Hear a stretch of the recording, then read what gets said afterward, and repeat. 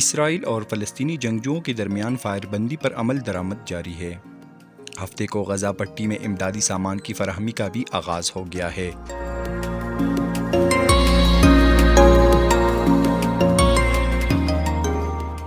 گیارہ روز تک جاری رہنے والے اس خونریز تنازع کے دوران بے گھر ہزاروں فلسطینی اپنے گھروں کو لوٹ رہے ہیں۔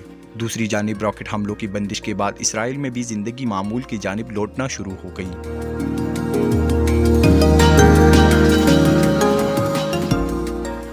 بین الاقوامی توجہ غزہ پٹی پر شدید اسرائیلی بمباری کی تناظر میں غزہ میں تعمیری نو پر مرکوز ہے۔